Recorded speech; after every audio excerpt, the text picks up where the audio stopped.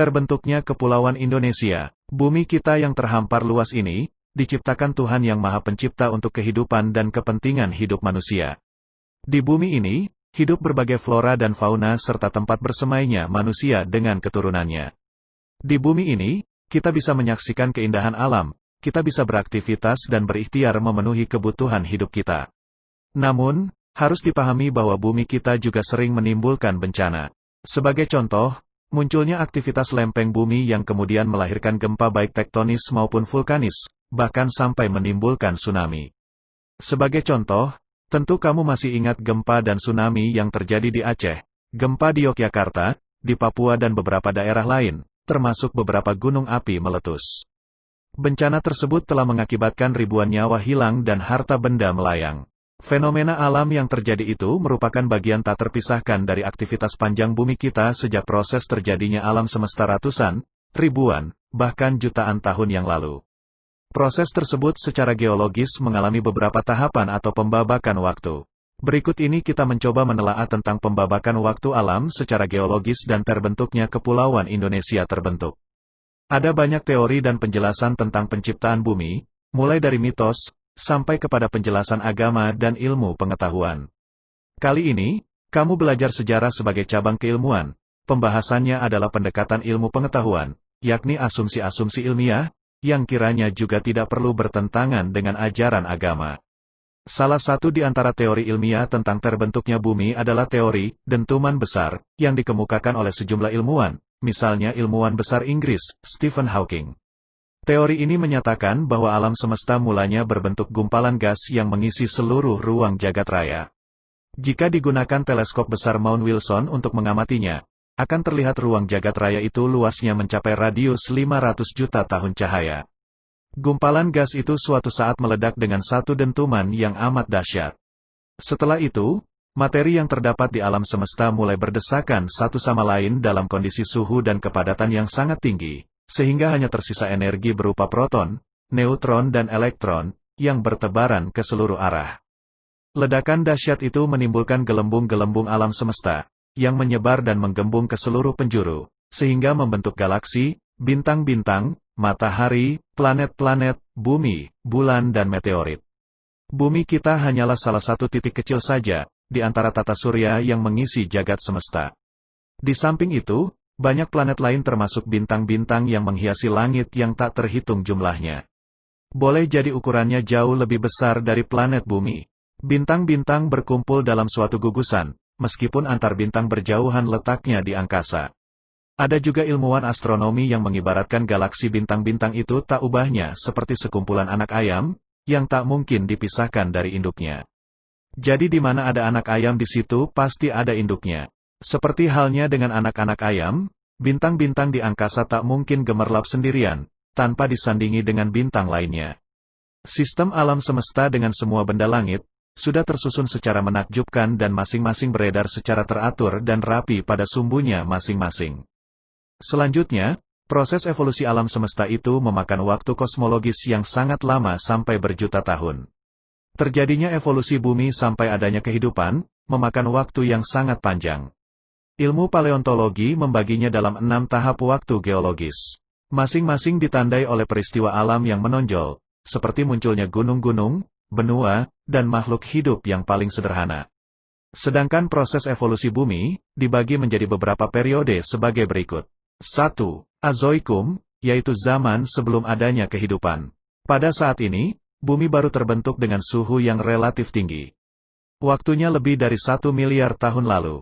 2. Paleozoikum, yaitu zaman purba tertua. Pada masa ini sudah meninggalkan fosil flora dan fauna.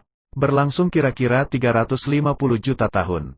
3. Mesozoikum, yaitu zaman purba tengah. Pada masa ini hewan mamalia, menyusui, hewan amfibi, burung dan tumbuhan berbunga mulai ada.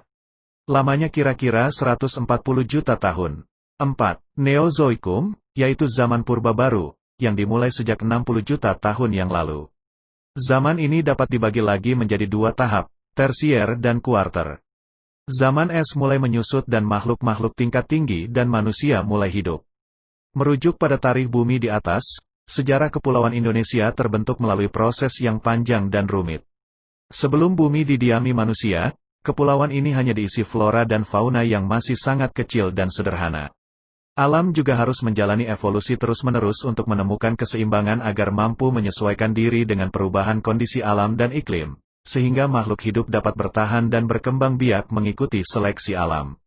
Gugusan kepulauan ataupun wilayah maritim, seperti yang kita temukan sekarang ini, terletak di antara dua benua dan dua samudra, antara benua Asia di utara dan Australia di selatan, antara Samudra Hindia di barat dan Samudra Pasifik di belahan timur.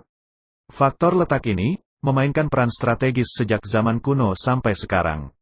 Namun sebelum itu, marilah kita sebentar berkenalan dengan kondisi alamnya, terutama unsur-unsur geologi atau unsur-unsur geodinamika yang sangat berperan dalam pembentukan kepulauan Indonesia. Menurut para ahli bumi, posisi pulau-pulau di kepulauan Indonesia terletak di atas tungku api yang bersumber dari magma dalam perut bumi. Inti perut bumi tersebut berupa lava cair bersuhu sangat tinggi. Makin ke dalam tekanan dan suhunya semakin tinggi. Pada suhu yang tinggi itu, material-material akan meleleh, sehingga material di bagian dalam bumi selalu berbentuk cairan panas. Suhu tinggi ini terus-menerus bergejolak mempertahankan cairan sejak jutaan tahun lalu. Ketika ada celah lubang keluar, cairan tersebut keluar berbentuk lava cair. Ketika lava mencapai permukaan bumi, suhu menjadi lebih dingin dari ribuan derajat menjadi hanya bersuhu normal sekitar 30 derajat. Pada suhu ini cairan lava akan membeku membentuk batuan beku atau kerak. Keberadaan kerak benua, daratan, dan kerak samudra selalu bergerak secara dinamis akibat tekanan magma dari perut bumi. Pergerakan unsur-unsur geodinamika ini dikenal sebagai kegiatan tektonis. Sebagian wilayah kepulauan Indonesia merupakan titik temu di antara tiga lempeng, yaitu lempeng Indo-Australia di selatan, lempeng Eurasia di utara dan lempeng Pasifik di timur. Pergerakan lempeng-lempeng tersebut dapat berupa subduksi, pergerakan lempeng ke atas, obduksi, pergerakan lempeng ke bawah, dan kolisi, tumbukan lempeng. Pergerakan lain dapat berupa pemisahan atau divergensi, tabrakan, lempeng-lempeng. Pergerakan mendatar berupa pergeseran lempeng-lempeng tersebut masih terus berlangsung hingga sekarang.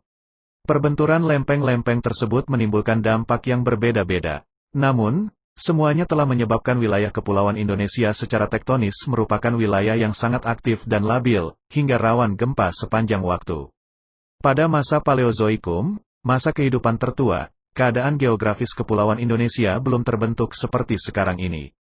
Di kala itu, wilayah ini masih merupakan bagian dari samudra yang sangat luas, meliputi hampir seluruh bumi. Pada fase berikutnya, yaitu pada akhir masa Mesozoikum, sekitar 65 juta tahun lalu, kegiatan tektonis itu menjadi sangat aktif menggerakkan lempeng-lempeng Indo-Australia, Eurasia dan Pasifik. Kegiatan ini dikenal sebagai fase tektonis, orogenesa Laramie, sehingga menyebabkan daratan terpecah-pecah.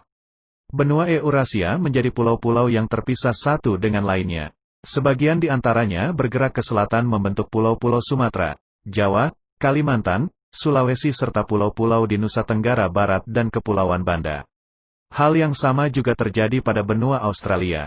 Sebagian pecahannya bergerak ke utara membentuk Pulau-Pulau Timor, Kepulauan Nusa Tenggara Timur dan sebagian Maluku Tenggara.